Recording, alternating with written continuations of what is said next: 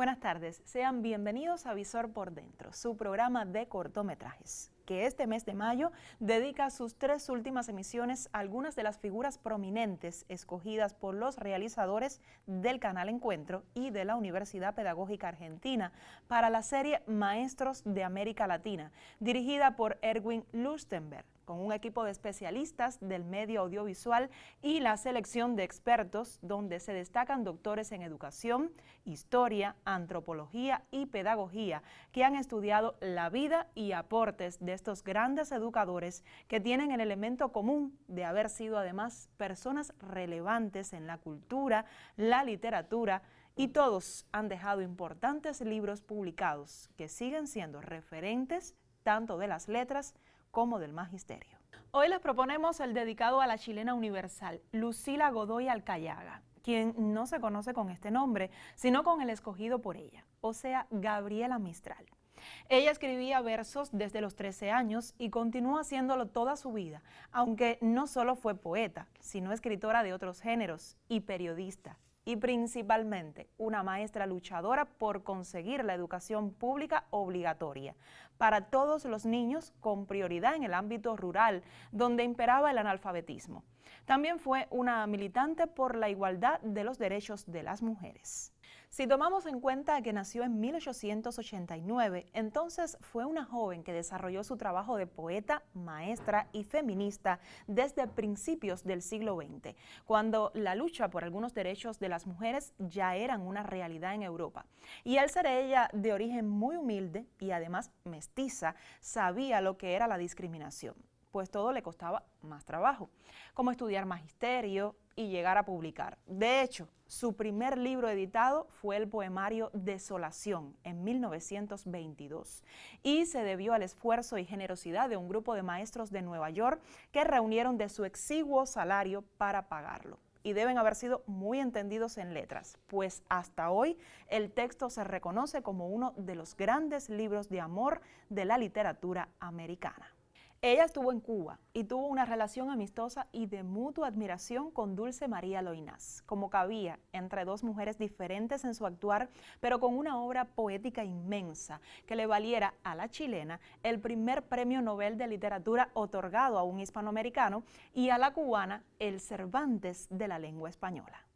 Como documental tiene una estructura clásica de información con locución en off y bien graficada, y además la inserción de opiniones de algunos estudiosos de la obra y pedagogía de la Mistral. Pero es ameno, instructivo y nos hace sentir orgullosos de contar en nuestra historia con mujeres como ella. Les dejo con Gabriela Mistral, maestra y poeta, y los espero la próxima semana, aquí en Visor por Dentro. Es el año 1889. En Vicuña, un pueblo al norte desértico de Chile, nace Lucila Godoy Alcayaga, quien con el correr de los años pasaría a utilizar el seudónimo de Gabriela Mistral, en homenaje a dos poetas que admira, Gabriel D'Annunzio y Frédéric Mistral.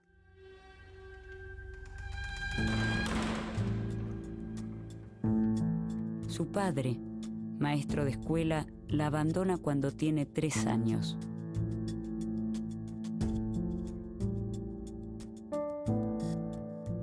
Crece junto a su madre, su abuela y su hermana, maestra rural, que la introduce en la profesión. Entonces fue una mujer que siempre vivió luchando en contra del sistema educativo chileno de esa época, que como todos los sistemas educativos de la época en América Latina era muy restringido. Ella básicamente es una cristiana, una mujer profundamente católica que en determinado momento se chocó también, ese fue su segundo desencuentro, con el establishment católico, con la cultura católica oficial, cuando quiso entrar a la normal, a la escuela normal para estudiar para maestra y tener un título, el cura que había escuchado o había leído algunas de sus poesías, que ya empezaba a escribirlas, no le gustaron porque eran un tanto paganas, tenían tintes socialistas, etcétera, eran demasiado populares. Entonces fue rechazada también por la iglesia.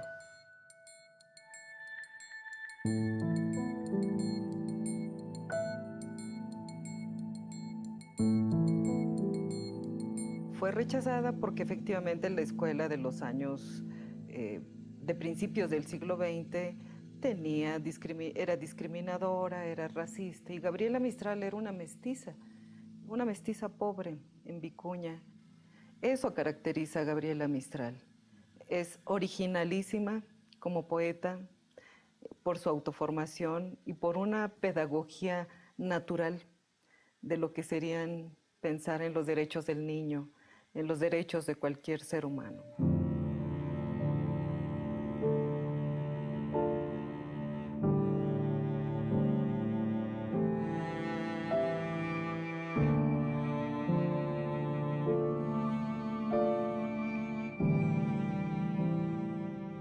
Chile era un país en esa época dividido entre católicos y agnósticos, muy fuerte, entre liberales y conservadores.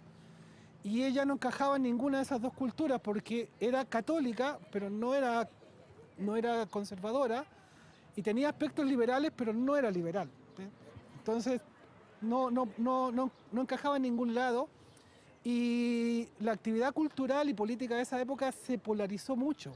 Entonces ella siempre estuvo chocando. Es el año 1906.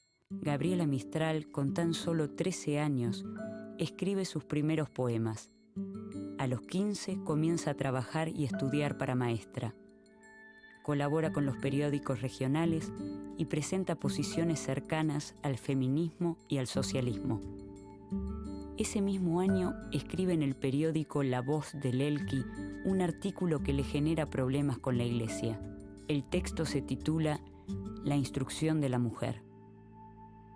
Se ha dicho que la mujer no necesita sino de una mediana instrucción. Y es que aún hay quienes ven en ella al ser capaz solo de gobernar el hogar. La instrucción suya es una obra magna que lleva en sí la reforma completa de todo un sexo. Porque la mujer instruida deja de ser esa fanática ridícula. Instruir a la mujer es hacerla digna, y hay que levantarla, abrirle un campo más vasto de porvenir, es arrancar a la degradación muchas de sus víctimas. Es preciso que la mujer deje de ser la mendiga de protección y pueda vivir sin que tenga que sacrificar su felicidad con uno de los repugnantes matrimonios modernos, o su virtud con la venta indigna de su honra. Gabriela Mistral quiere ingresar a la Escuela Normal de Preceptoras de La Serena, pero no se lo permiten. Sus textos y poemas son resistidos por los círculos conservadores.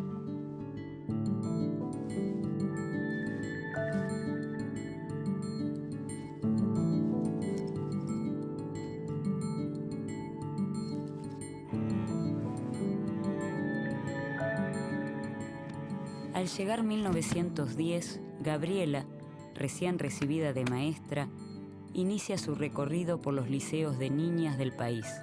Viaja a lo largo de todo Chile. Ante sus ojos se despliegan las diversas realidades sociales, culturales y educativas que nutrirán toda su obra. También fue maestra urbana y en liceo de niñas, pero le encantaba la educación rural. Es decir, ella se convirtió en una sólida profesora y poeta de este mundo, del mundo rural y del mundo de los niños campesinos e indígenas.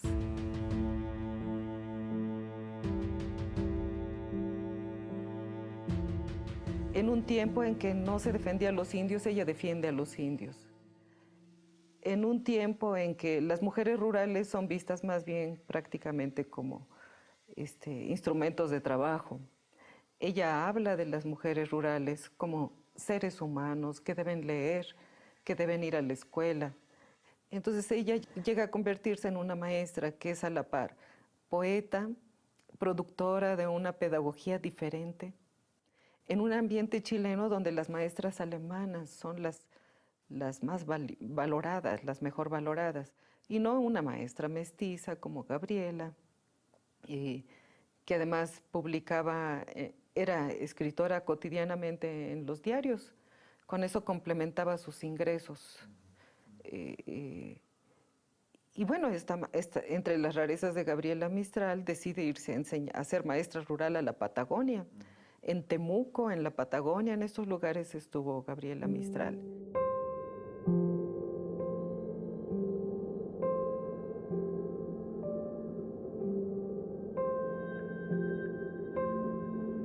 Por ese tiempo llegó a Temuco una señora alta, con vestidos muy largos y zapatos de taco bajo. Iba vestida de color arena. Era la directora del liceo. Gabriela tenía una sonrisa ancha y blanca en su rostro moreno por la sangre y la intemperie. Ella me hizo leer los primeros grandes nombres de la literatura rusa que tanta influencia tuvieron sobre mí. Durante las primeras 2 décadas del siglo XX, los trabajadores chilenos atraviesan una situación penosa. Una de las principales causas es el analfabetismo. Yo diría que fundamentalmente el contexto chileno en lo que se refiere a educación y a los grandes problemas tenía que ver con un asunto relacionado con la obligatoriedad o no obligatoriedad de la educación primaria. Ese es un tema que, por ejemplo, en casos como Argentina, México y otras partes se había zanjado o estaba por zanjarse, ¿no? En el caso chileno se habían dado algunas iniciativas legales desde más o menos los mismos tiempos que en el caso de Argentina, ¿no es cierto?, en los años 80, pero sin embargo eso no había arribado a ningún buen puerto.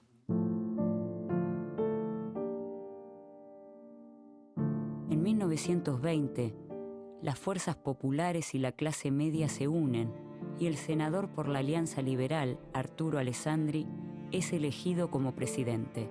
Al año siguiente, Alessandri presenta un programa de reformas que contempla, entre otros aspectos, el de la separación de la Iglesia y el Estado, el cumplimiento de la educación básica obligatoria y la elección directa del presidente y del vicepresidente mediante el sufragio popular. Mistral es una importante impulsora de la Ley de Instrucción Primaria Obligatoria que se sanciona ese mismo año. El analfabetismo disminuye de forma progresiva. En 1922, Gabriela emprende un viaje hacia México, atraída por los vientos de la Revolución. Invitada por José Vasconcelos, quien fuera rector de la Universidad Autónoma y luego fundador de la Secretaría de Educación Pública, la joven autora se suma a su propuesta educativa. Ese mismo año publica su poemario Desolación, considerada su primera gran obra. Es en México donde Gabriela Mistral encuentra el espacio para desplegar todo su potencial como educadora. Como maestra poeta se concentra en la fundación de bibliotecas rurales en el caso de México y en el diseño de un libro de lecturas para mujeres, que era para mujeres maestras y para las chicas, donde ella coloca un conjunto de trozos literarios de toda América Latina. Y esto es importante porque, digamos, no había una orientación a un pensamiento latinoamericano. Guardo el recuerdo de esa y de otras invenciones geniales del gran reformador José Vasconcelos, quien alfabetizó, con la ayuda de los maestros misioneros, del cine y de la radio, a millares de campesinos. Allí tuve la alegría de aprender que ha sido una vieja y malhadada superstición aquello de que el indio americano padece de una incapacidad intelectual irredimible. Más aún, allí gocé de observar el genio que tiene el indio para el dibujo, la pintura y la escultura, y sobre todo la sed de leer, de escribir, recitar, danzar y cantar que posee el pueblo. La alfabetización iba de mes en mes liquidando a centenares de analfabetos. Esas escuelas nocturnas, llamadas por su creador misioneras, parecían realmente un asunto tan civil como religioso. Eran también el desagravio a una raza entera, la indígena. Entonces es algo interesante, hay todo un proyecto cultural, hay toda una crítica, hay toda una revisión educativa de cómo deben llegar estos libros a los niños del campo, ¿no? Entonces, bueno, ese es el mérito de Gabriela, es colocar estas lecturas para las niñas y para las maestras. Maestro, enseña en tu clase el ensueño de Bolívar, el vidente primero. Clávalo en el alma de tus discípulos con agudo garfio de entendimiento. Divulga a la América su Sarmiento, su Bello, su Lastarria, su Martí. No seas un ebrio de Europa. Describe tu América. Haz amar la luminosa meseta mexicana, la verde estepa de Venezuela, la selva negra austral. Dilo todo de tu América. Di cómo se canta en la pampa argentina, cómo se arranca la perla en el Caribe. Dirijamos toda nuestra actividad como una flecha a este futuro ineludible. La América española una, unificada por dos cosas estupendas: la lengua que le dio Dios y el dolor que le da la del norte. Y en México recorrió el país y especialmente las zonas indígenas para acompañar la reflexión de funcionarios, de pedagogos que querían proponer cómo mejorar la situación de los indígenas en México.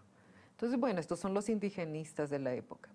Y pues ella le escribió poemas también a las artesanías mexicanas, al maíz, al niño indio, ¿no? Hay un famoso poema del niño indio que se recitaba en las escuelas por multitudes. Ustedes podían escuchar que además les gustaban las multitudes en ese periodo a estos gobiernos de la Revolución, de llenar grandes plazas de niños recitando poemas de Gabriela Mistral.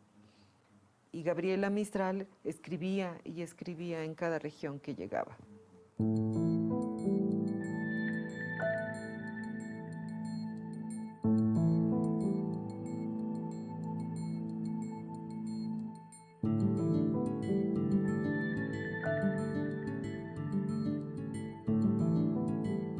Recibe una jubilación extraordinaria otorgada por el gobierno en reconocimiento a su obra y deja la tarea docente, pero no abandona el trabajo con los maestros.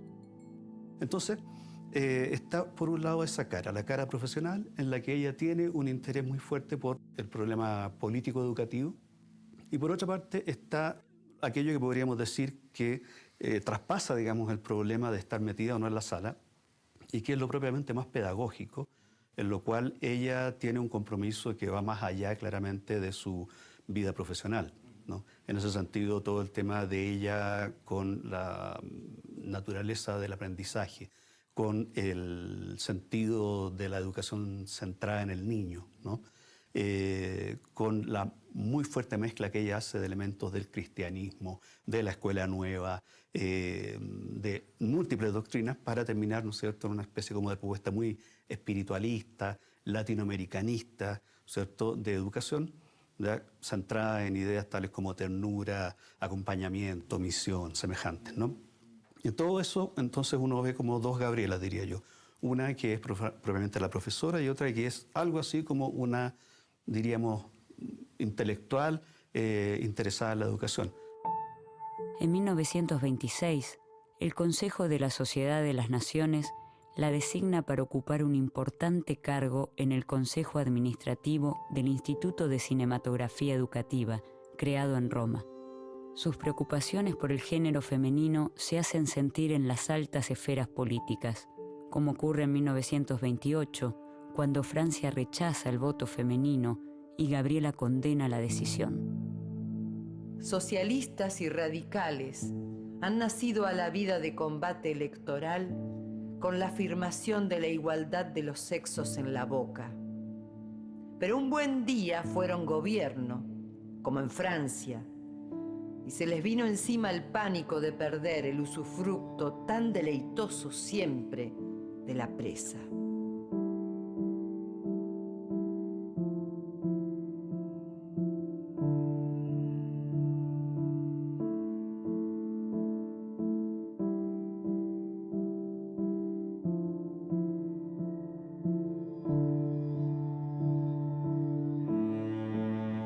En Chile se forma el llamado Frente Popular, que aglutina a socialistas y a comunistas, a la Confederación de Trabajadores de Chile y al Partido Radical.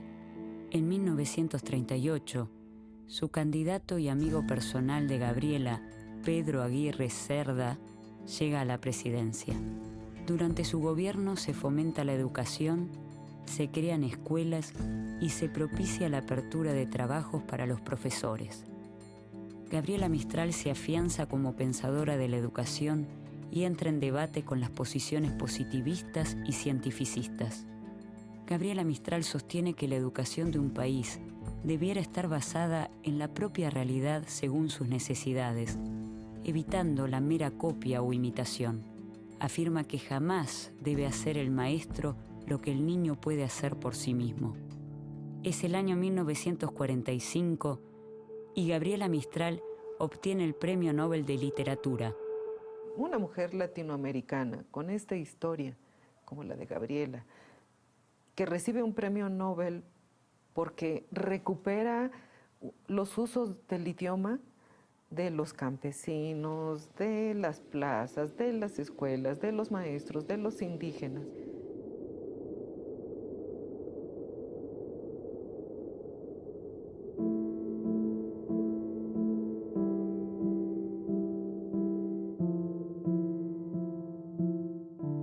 Ahora ya no le damos un amén servil a ese pregonado monopolio de la inteligencia viril. Hemos constatado tantos casos de mujeres a la par o por encima de varones reconocidamente ponderados, que ya no se nos puede tratar como a criaturas desvalidas o dulcemente taradas, con el seso a medio desarrollar. Prueba de ello es que nos han otorgado el derecho masculino a votar, que yo siempre consideré que era nuestro, por zoología.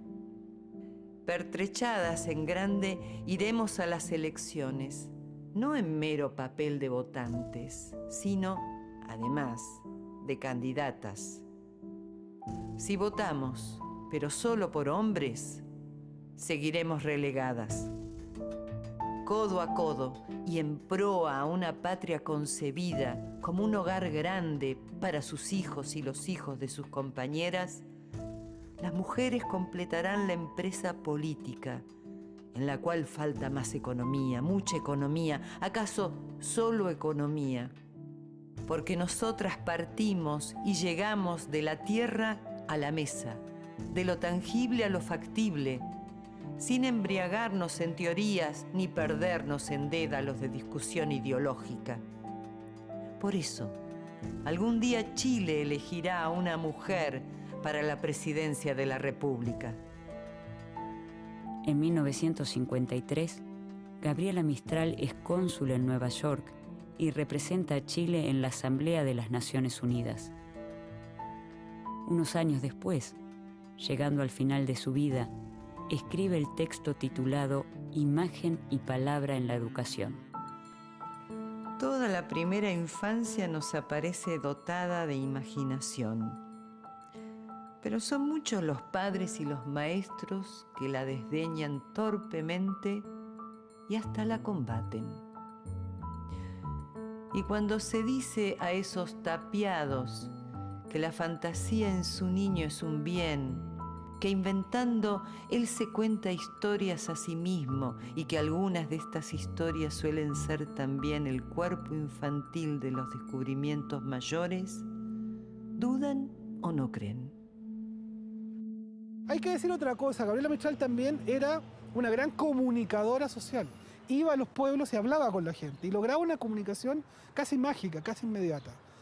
Ya fueran indígenas, ya fueran campesinos, ya fueran intelectuales, ya fueran un congreso de profesores, ella iba y rápidamente se ubicaba en el público y podía transmitir un mensaje. Pues yo creo que podemos hacer un recorrido muy interesante de Gabriela Mistral, empezando por sus poemas. Ella tiene una producción muy diversa. Fíjense que hay quien puede pensar que Gabriela Mistral es una poeta que le escribe a los niños, a los indios, que le escribe a la muerte. Incluso hay quien piensa que algunos de sus poemas son realmente eróticos. que él le escribe al amor, que le escribe a la maternidad. El 10 de enero de 1957 muere en un hospital de Nueva York.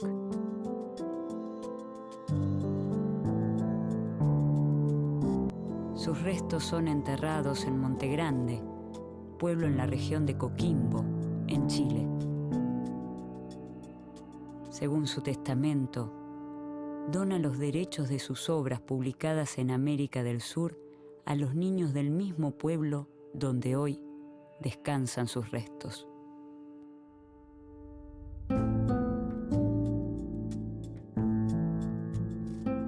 Gabriela Mistral, maestra y escritora, pensadora, diplomática y poeta. Su huella marca el camino de la reivindicación de la escuela pública, de los derechos indígenas y de la voz de la mujer que clama por justicia e igualdad. Una voz que se expande en Latinoamérica y aún resuena en todo el continente.